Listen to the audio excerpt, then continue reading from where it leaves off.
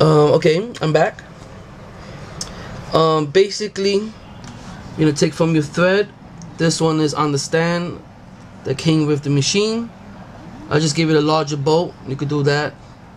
Or if it's coming from your thread stand, is the thread is gonna come up here, come over, and into the top hole.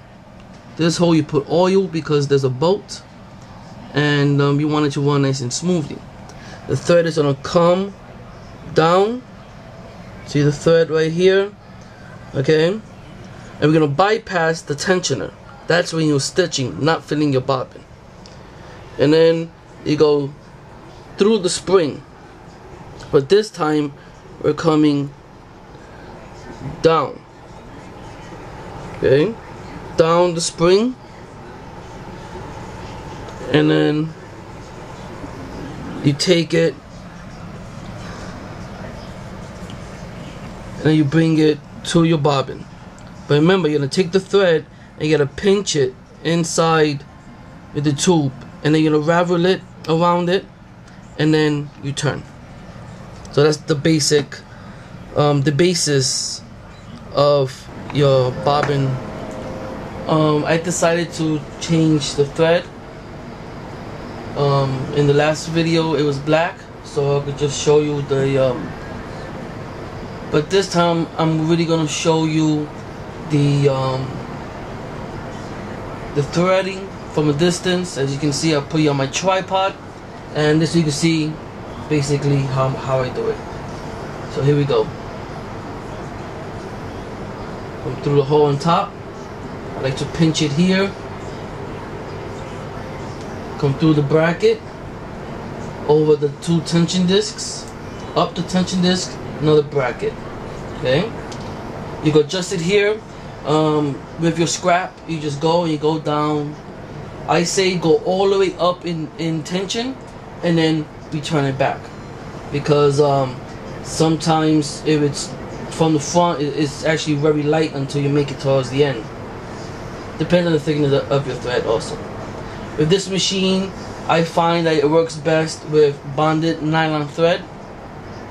You could get a nylon thread very thin. I think they have size 35. Go online. There is a website online called the Thread Exchange, and there they sell every thread for sewing known to man. Well, at least known to me. Okay, so what I did was I passed it up to the gooseneck, is what I call it, or the thread take-up arm. Now it has to go down the tube, so I'm gonna show you that. Take my trusty little wire threader that I made myself. Okay, 20 gauge jeweler's brass. Like I said in other videos, I'm a jeweler by trade, amongst other things. Right now I am a backpack, an outdoor backpack maker. So now we fish it through the needle bar, and it comes up. Okay, come up right there. I'm not sure you can catch that. And then we thread. Since mine has an eye, I didn't want it to catch, so there's one reason why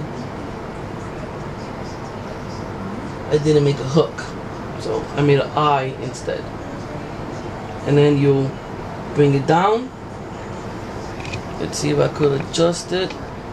See, bring it down, and the thread comes right out. If your thread is small, don't just pull from here. You want to pull from where the spring is, come up and slide down. Yep. Okay, so now this right here is your pressure foot lifting arm. Pretty much I'm gonna drop it. Let's give it some more slack, and let's trim off the ends. And then now we're going to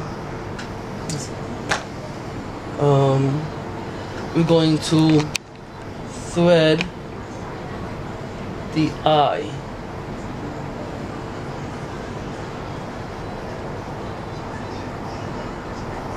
Okay. Our needle is threaded. I like to pass my thread into the walking foot and then down. I'm using a black bobbin thread.